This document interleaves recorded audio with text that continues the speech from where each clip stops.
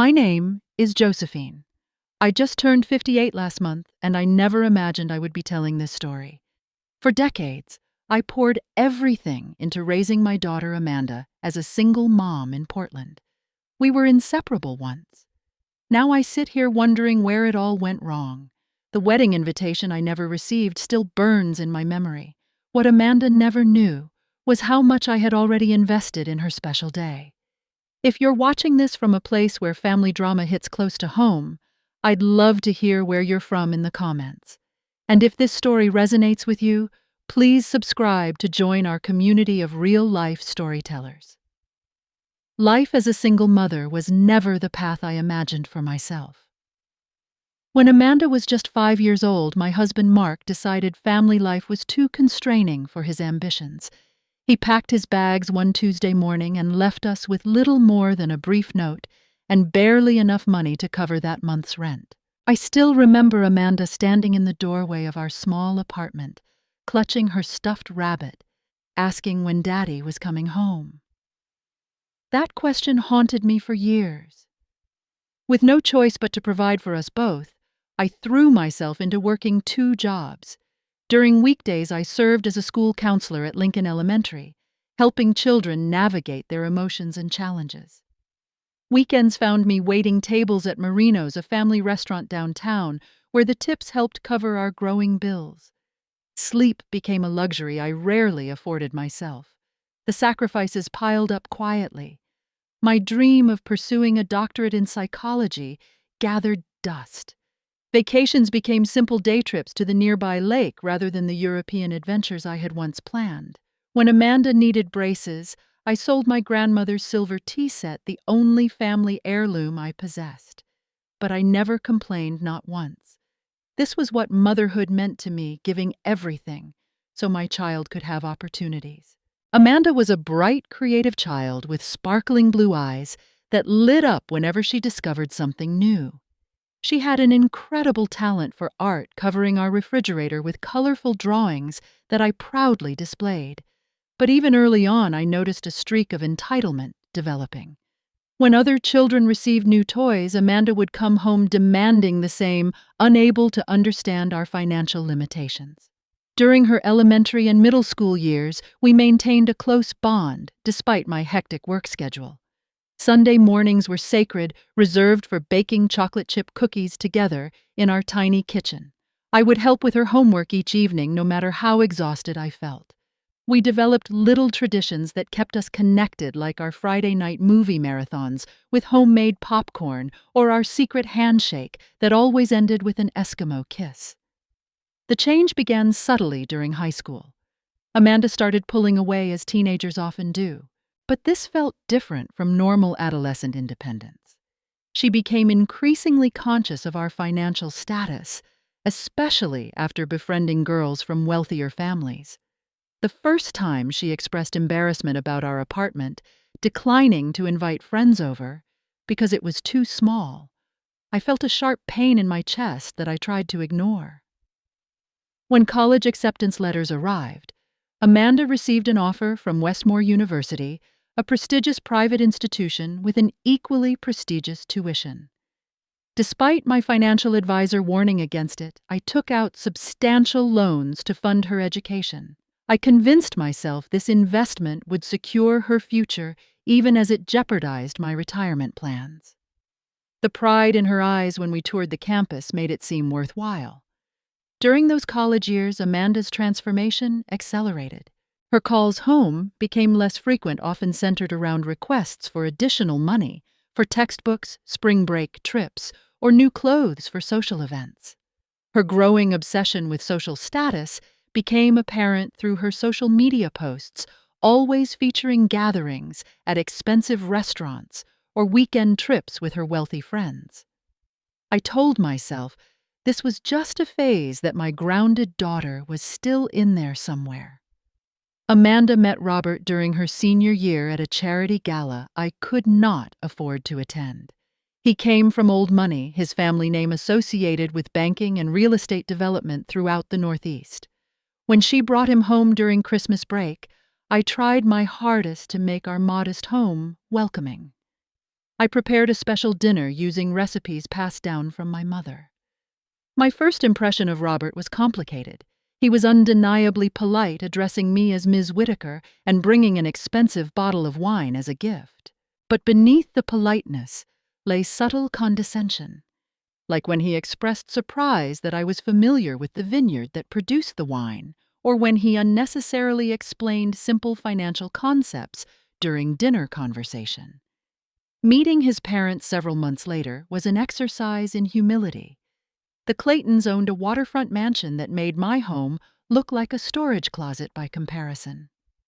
Throughout dinner, they made casual references to their recent trips to Monaco and Singapore, glancing at me with barely disguised pity when I mentioned my summer plans to visit my sister in Ohio. When they asked about my late husband, their expressions hardened upon learning he had abandoned us rather than died respectably. As the relationship progressed, Amanda seemed increasingly embarrassed by my presence. She would correct my grammar or interrupt my stories, shooting me looks that silently begged me to stop talking. After one dinner with Robert, she suggested I update my wardrobe before meeting his friends, offering to help me shop for something more appropriate, as if my carefully maintained business casual attire was somehow shameful. Each little correction, each wince when I spoke, chipped away at my heart. The engagement announcement came during a dinner at Le Bistrot, a French restaurant where the menu had no prices, a detail that immediately set my anxiety spiraling. Robert ordered champagne after the appetizers arrived and formally asked for my blessing to marry Amanda. Despite my reservations about their relationship, I gave it willingly, wanting only my daughter's happiness. The moment the ring appeared, I saw complex emotions flash across Amanda's face. Joy, certainly, but also something that looked remarkably like relief. Later, I would understand that the Clayton family name represented security and status that she had craved since those early days of watching her friends live in bigger houses with vacation properties. That evening, as champagne flowed, I experienced a storm of conflicting feelings. Happiness for Amanda achieving the stability she desired warred with concern about the growing distance between us. When Robert's mother casually mentioned that brides typically model themselves after their mothers, Amanda quickly changed the subject, a small action that spoke volumes. Wedding planning consumed Amanda immediately. The day after the engagement, she called me 5 times with questions about venues, color schemes, and dress designers. I initially felt hopeful that this project might bring us closer again, rekindling the connection we once shared. That hope faded quickly. During an early planning lunch, Amanda spread magazines across the table, pointing to elaborate floral arrangements and designer gowns with price tags that made my stomach clench. When I gently suggested more affordable alternatives, her face fell. The first serious discussion about the wedding budget happened at my kitchen table 3 weeks after the engagement. Amanda arrived unannounced, eyes red from crying. Robert's parents had committed to contributing $50,000 toward the wedding, a sum that seemed astronomical to me until Amanda revealed the total estimated cost approached $120,000. My daughter sat across from me, hands trembling around her coffee mug. For just a moment, I saw my little girl again, looking to me to fix an overwhelming problem. She confessed that Robert expected a wedding that would impress his colleagues and family connections, something worthy of appearing in lifestyle magazines. The pressure to create this perfect event was crushing her. Though my rational mind screamed caution, my heart couldn't bear her distress. I promised to help, not specifying an amount, but assuring her that her special day would be everything she dreamed. The relief in her eyes temporarily overshadowed my anxiety about the financial implications. The following Monday, I met with my financial advisor, Brian, who could not hide his concern as I inquired about liquidating a significant portion of my investments.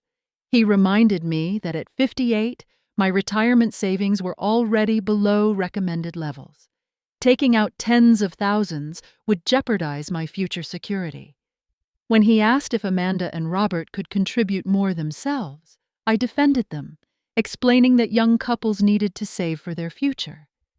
Despite Brian's warnings, I proceeded with my plan. I withdrew $60,000 from my retirement accounts, accepting the substantial tax penalties as necessary sacrifices.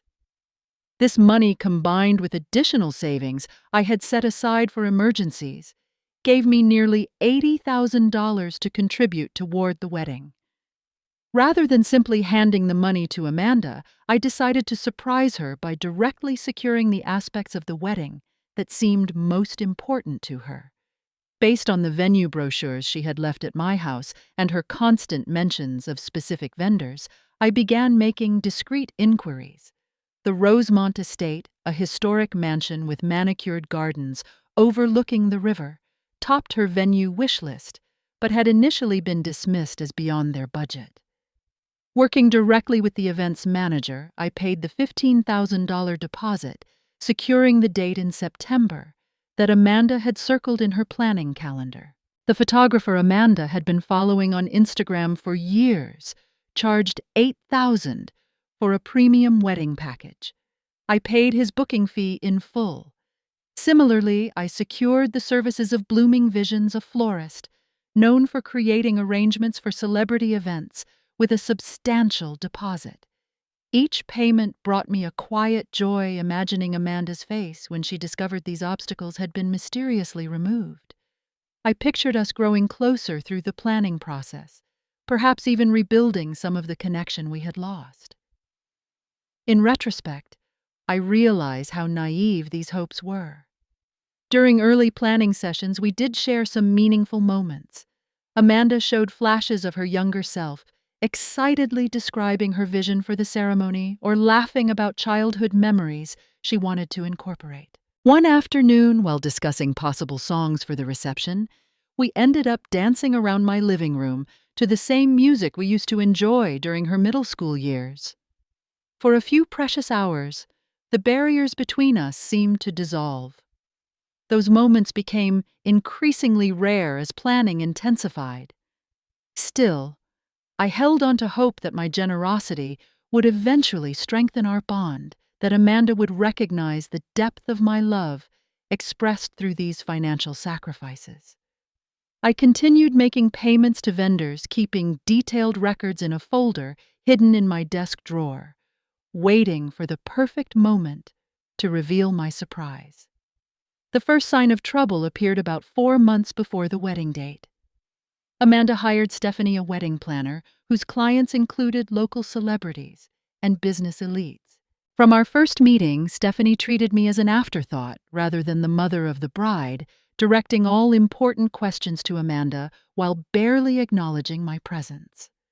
When I suggested traditional elements that had been part of my own modest wedding years ago, Stephanie exchanged knowing glances with Amanda before diplomatically explaining that such ideas were outdated. They used terminology I didn't understand, speaking of charger plates and signature cocktails and letterpress invitations, as if these were essential elements rather than luxury extras.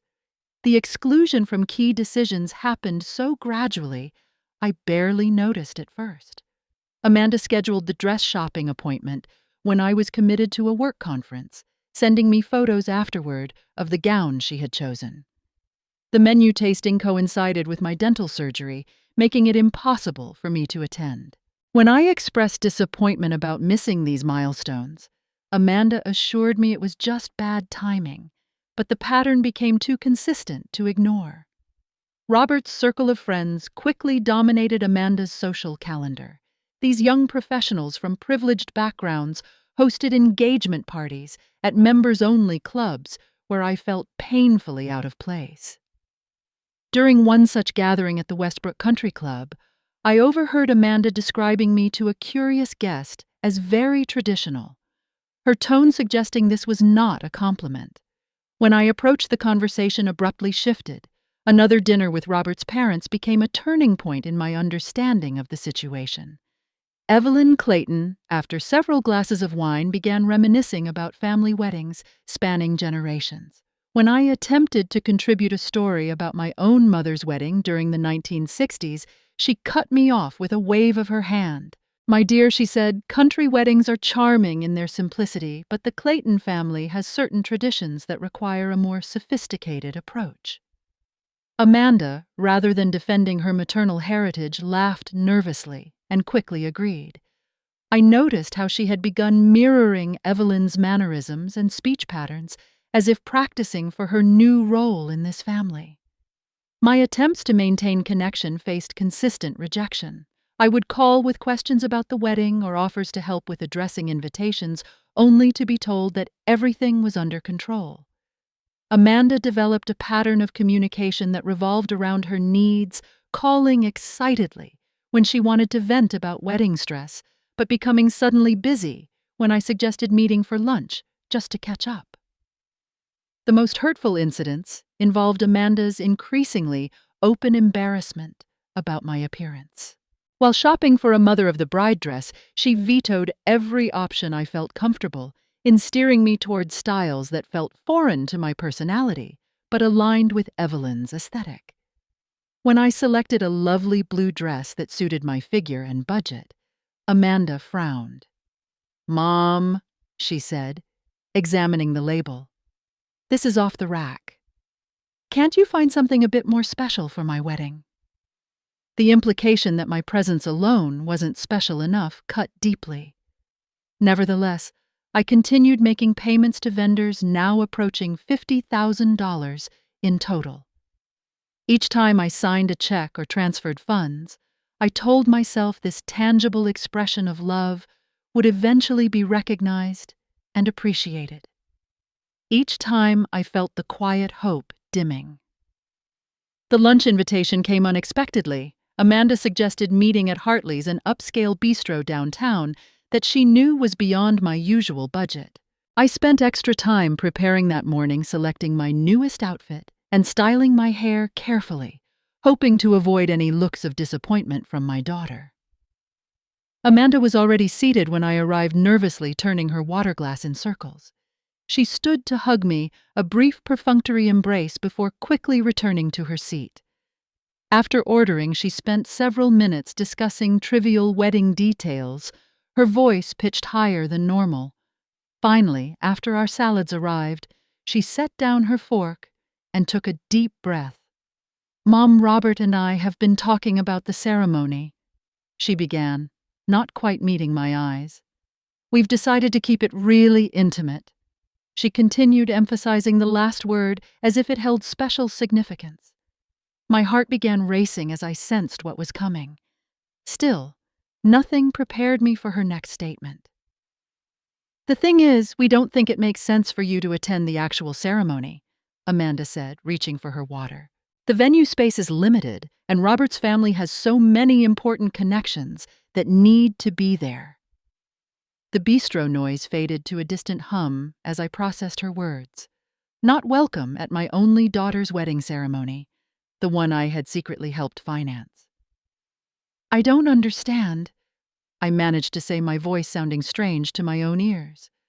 Amanda launched into a series of weak justifications. The chapel only seated 100 guests. Robert's family had traditions about who attended ceremonies versus receptions. They wanted an aesthetically cohesive event, whatever that meant. As she spoke, more devastating details emerged. Robert's second cousins from Europe would be attending. College friends they hadn't seen in years had received invitations. Even Stephanie, the wedding planner's assistant, had secured a spot at the ceremony. "You can definitely come to the reception, though," Amanda offered, as if granting a generous concession. "That's where most of the fun happens anyway." I sat perfectly still, afraid that any movement might release the tears threatening to spill. The waitress arrived with our entrees, creating a momentary reprieve as Amanda fell silent. After picking at her salmon for a few minutes, Amanda shifted the conversation so abruptly I nearly gasped. "By the way," she said, her tone brightening, "we've been looking at the catering options, and there's this amazing farm-to-table service that Robert's friends used. It's about $8,000 more than we budgeted, but the presentation is absolutely worth it." She pulled out her phone, showing me elaborate food displays while continuing, "I was hoping you might be able to help with that cost, since you won't need to buy a new dress for the ceremony now." The audacity of asking for thousands of dollars immediately after excluding me from the ceremony left me speechless. I stared at my daughter, this stranger wearing Amanda's face, wondering how we had arrived at this point. Throughout the remainder of lunch, I maintained a composed facade, a skill perfected through years of counseling distressed children while managing my own emotions. I nodded at appropriate intervals and even managed to say I would think about the catering contribution. Amanda seemed oblivious to my distress, chatting about honeymoon destinations, as if she hadn't just delivered a devastating blow. When the check arrived, she glanced at it expectantly until I reached for my purse. Driving home afterward, my car suddenly stalled in the parking lot of a grocery store, an apt metaphor for how I felt. Alone in my vehicle, the composure I had maintained crumbled entirely. I sobbed until my chest ached, releasing years of accumulated hurt. As rain began pattering against the windshield, memories flooded through me. Staying up all night with Amanda when she had chickenpox at age 8, working overtime for months to afford her dance lessons, helping her apply to colleges, staying up until dawn to proofread her essays, the graduation party I had organized by myself, cooking for 3 days straight to impress her friends. Sitting in that parking lot, I finally confronted the painful truth I had been avoiding. I had become nothing more than an ATM to my daughter, valued for financial contributions while my emotional presence had become an inconvenience.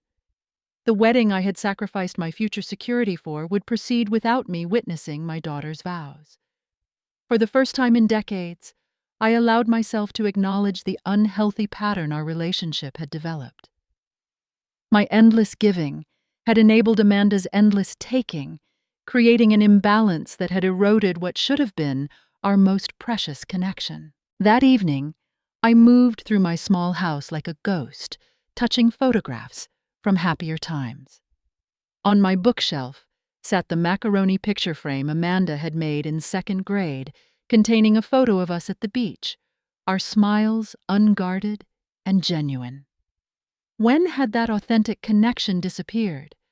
I found myself opening the folder containing records of all my wedding payments, spreading the receipts across my kitchen table like puzzle pieces of a picture that would never be complete. The numbers blurred as fresh tears formed each deposit, representing not just money, but hope, love, and now, heartbreak. Around midnight, my phone rang. It was my sister Maria calling from Ohio for our weekly check-in. Something in my voice immediately alerted her that something was wrong. After hesitating briefly, I shared the entire situation, my words tumbling out in a rush of hurt and confusion. Maria listened without interrupting, then delivered the perspective I needed, but couldn't find for myself. "Josie," she said, using my childhood nickname, "you've spent your entire adult life putting Amanda first. When will you decide that you deserve better treatment? This isn't about a wedding anymore. It's about basic respect." Her words penetrated the fog of guilt and obligation that had clouded my judgment for years. We talked until nearly 3 a.m, examining patterns in my relationship with Amanda that I had normalized, but were actually deeply unhealthy. "Enabling her behavior isn't helping her grow into someone you can be proud of," Maria pointed out. "Sometimes love means setting boundaries even when it hurts." After ending the call, I sat in my darkened living room confronting difficult truths. I had sacrificed nearly everything for Amanda's happiness, but at what cost? My retirement security was compromised. My identity had become entirely wrapped up in motherhood to someone who didn't value my presence. And most painfully, my endless giving had contributed to creating an entitled adult who saw nothing wrong with excluding me from one of life's most significant moments. Throughout the next day, I wrestled with what to do about the wedding arrangements. The venues and vendors were secured with non-refundable deposits in many cases. Simply walking away would mean losing tens of thousands of dollars. Yet continuing to fund an event I was partially banned from felt like the ultimate self-betrayal. While preparing dinner that evening, I experienced a moment of clarity, so powerful it made me set down my knife mid-chop. For decades, I had defined my worth through what I could give to others, particularly Amanda. I had never demanded basic respect or consideration in return. This pattern would continue indefinitely unless I chose differently. The decision crystallized with surprising certainty. I would cancel everything I had arranged and paid for, not as punishment, but as a long overdue boundary. If Amanda and Robert wanted an exclusive, aesthetically cohesive ceremony that excluded the mother of the bride, they would need to fund it themselves. The next morning, I began the difficult process of contacting vendors. My first call was to the Rosemont estate where I had placed the largest deposit. The event's coordinator, Teresa, answered with cheerful efficiency until I explained my situation. Her tone softened immediately. "I'm so sorry you're experiencing this," she said, her professionalism giving way to genuine concern. "Family weddings can bring out the worst in relationships." After some discussion, Teresa agreed to refund 80% of my deposit, citing a rarely used compassionate circumstances clause. Her kindness nearly brought me to tears again. Other vendors responded with varying degrees of understanding. The photographer himself, a parent, refunded my deposit entirely after hearing my story. The florist was less accommodating, returning only 50%, while reminding me of their clearly stated policies. With each cancellation, I experienced a complex mixture of emotions: sadness at the dismantling of what should have been a joyous occasion, guilt about the disappointment Amanda would inevitably feel, but also, surprisingly, a growing sense of empowerment. For perhaps the first time since becoming a mother, I was prioritizing my own dignity over Amanda's wishes. The process took several days to complete. I documented each cancellation, carefully transferring refunded money back into my retirement accounts where possible. I decided not to tell Amanda immediately, partly because I needed time to prepare emotionally for the confrontation, and partly because I believed she needed to experience the natural consequences of her actions. As I finalized the last cancellation, I found myself standing a little straighter. The gnawing anxiety that had become my constant companion began to recede, replaced by a quiet certainty that, while painful, this boundary was necessary not just for me but ultimately for Amanda as well. 2 weeks passed in relative calm before the storm broke. I was gardening on a Saturday morning when my phone began vibrating repeatedly with Amanda's calls. I took a deep breath before answering, knowing what was coming. "Mom," Amanda's voice was shrill with panic. "Something's wrong. The venue just called saying our reservation was canceled weeks ago. They said you canceled it." I set down my gardening shears and moved to the patio chair. "That's correct," I replied, my voice steadier than I expected. Why would you do that?" Amanda's confusion quickly morphed into outrage. "How could you even cancel it? We booked that place months ago." "I canceled it because I was the one who paid for it," I explained calmly. "Just like I paid for the photographer and the flowers, which I've also canceled." A stunned silence followed. I could almost see Amanda processing this information, rearranging her understanding of the past several months. "You paid for the venue, the $15,000 venue," her voice had dropped to a whisper. "And the photographer, James Anderson, charges $8,000. Yes. In total, I contributed nearly $50,000 toward your wedding. Money from my retirement accounts that I'll never recover." Amanda's shock quickly transformed into anger. "Why didn't you tell me? How could you make these huge decisions without telling me and then cancel everything without a word?" The conversation devolved from there. Amanda accused me of being manipulative, of trying to control her wedding, of deliberately sabotaging her special day. With each accusation, her voice grew louder until she was practically screaming. "You've ruined everything," she shouted. "Robert's family will think we're complete failures. Do you have any idea what this looks like?" I remained silent, letting her release the torrent of emotion. When she finally paused for breath, I spoke quietly. "The day you told me I wasn't welcome at your ceremony was the same day you asked me to help pay for catering. That was when I realized our relationship had become transactional. You wanted my money, not my presence." "That's not fair," Amanda protested, though, with less conviction. "The ceremony situation is complicated. You're twisting everything." Our conversation was interrupted by another voice in the background.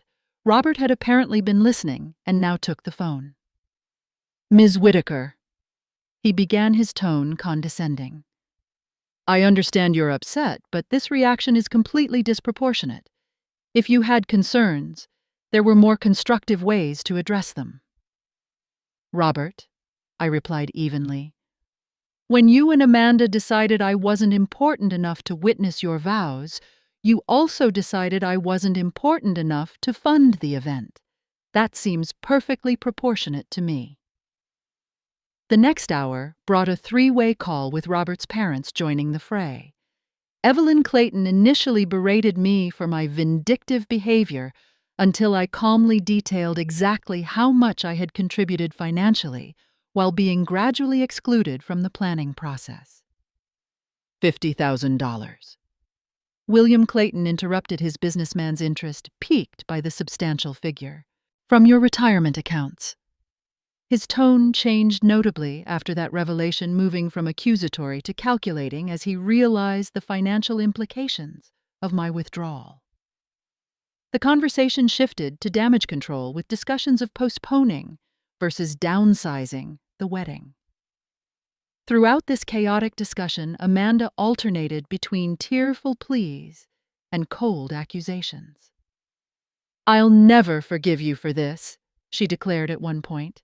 "You've humiliated me in front of Robert's entire family." When I pointed out that excluding the mother of the bride from the ceremony might also be considered humiliating, she had no response except to hang up abruptly. The following days brought a barrage of text messages from Amanda, ranging from angry demands to tearful apologies that always circled back to questions about whether I would reconsider funding the venue. I held firm, responding compassionately, but maintaining my boundary. After a particularly nasty message where Amanda suggested I had never supported her happiness, I made the difficult decision to temporarily block her number, needing space to preserve my own emotional health. The silence that followed was deafening. Mutual family friends reported that Amanda was portraying me as having a mental breakdown, claiming I had sabotaged her wedding out of jealousy over her relationship with Robert's mother.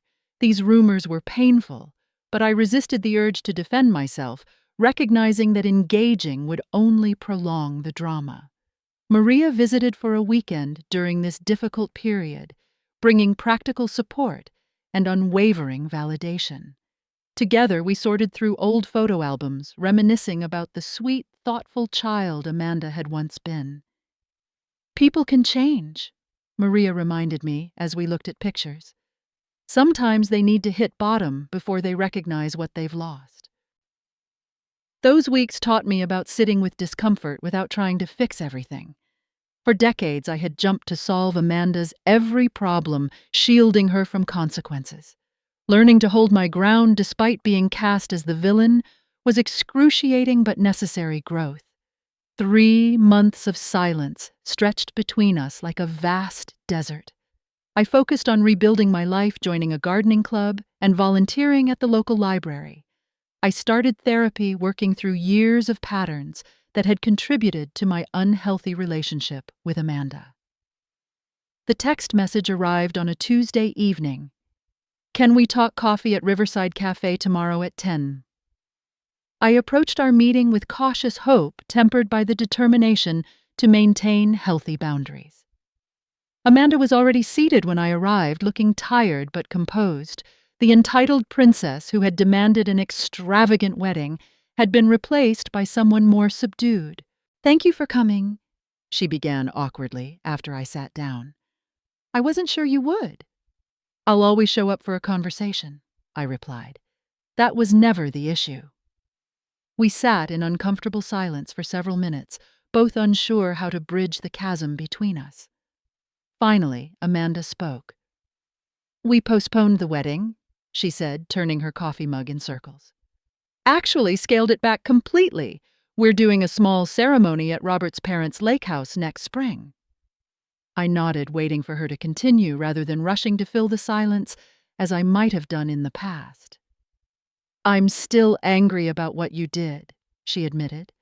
"But I've had time to think about everything. My therapist helped me see some things more clearly." This revelation surprised me. Amanda had always dismissed therapy as not for people like us, preferring to project an image of effortless perfection. Over the next hour, we engaged in the most honest conversation we'd had in years. Amanda grudgingly acknowledged that she had begun taking me for granted, viewing me as an unlimited resource, rather than a person with the feelings and boundaries. "I got caught up in creating this perfect image," she explained.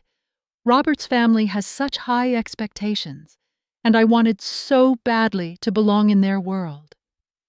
"At the expense of the family you already had," I added quietly. Amanda winced but didn't disagree. "I'm not proud of how I've treated you. Excluding you from the ceremony was wrong, especially while expecting your financial support. I see that now." As we continued talking, Amanda revealed that the wedding crisis had exposed cracks in her relationship with Robert. His reaction to the canceled venue, focusing on appearances rather than her distress, had prompted difficult questions about their compatibility. "He's not a bad person," Amanda said, "but we're working through some serious issues before committing to marriage. His family's influence over him is more complicated than I realized." I shared my own reflections about our mother-daughter dynamic, acknowledging my role in creating unhealthy patterns by never setting boundaries. Though painful, this mutual accountability felt like the first step towards something healthier. When Amanda asked if I would reconsider helping with the rescheduled wedding, I took a deep breath before responding. "I love you, Amanda. That never changed. But I won't be contributing financially to your wedding. That's a boundary I need to maintain." Her disappointment was visible, but she nodded with reluctant understanding. "I figured. And honestly, I probably deserve that." We parted with a tentative hug, both recognizing that rebuilding trust would require time and consistent effort from both sides. The revised wedding took place the following May, a significantly more modest affair than originally planned. I attended as a guest, maintaining a dignified presence despite occasionally uncomfortable interactions with the Clayton family. During the reception, Amanda sought me out on the terrace away from the crowd. She handed me a glass of champagne and clinked her glass against mine. "Thank you for coming," she said, genuine warmth in her eyes for the first time in years. "I wouldn't have missed it," I replied honestly. For a brief moment we stood together looking at the sunset, the weight of our complicated history temporarily suspended. It wasn't perfect reconciliation, but it was a beginning. In the 6 months since the wedding, our relationship has continued evolving. Amanda calls more regularly now, sometimes just to check in, rather than to request something. We've established a monthly lunch date, creating new rituals to replace those lost during her young adulthood. The journey of setting boundaries transformed me in unexpected ways. With the money I managed to recover from wedding deposits, I booked my first solo international trip to Italy, fulfilling a lifelong dream. I expanded my social circle, reconnecting with old friends and making new ones through community activities. The most profound change has been internal, recognizing that my worth extends beyond what I can give to others. Motherhood shaped my life, but it doesn't define my entire identity. At 58, I'm discovering new aspects of myself that had been submerged beneath decades of self-sacrifice. My relationship with Amanda continues to have complicated moments. Old patterns occasionally resurface, requiring gentle but firm reinforcement of boundaries. But there's a new foundation of mutual respect that was missing before a recognition that healthy love includes both giving and receiving. I've learned that parenting adult children requires a delicate balance, continuing to support their growth while honoring your own needs and dignity. Understanding when helping becomes enabling. Recognizing that sometimes the most loving action feels temporarily like the opposite. Today, Amanda and I are building a relationship based on authenticity rather than obligation or expectation. It's more honest, sometimes more difficult, but ultimately more meaningful than what we had before. The wedding crisis that once seemed like an ending became instead an opportunity for new beginnings. What has your experience been with setting boundaries with family members? Have you ever had to make a difficult decision that hurt in the moment but led to greater respect in the long term? I would love to hear your stories in the comments below. And if this journey resonated with you, please subscribe to our channel and share this video with someone who might need to hear that it's never too late to stand up for your own worth.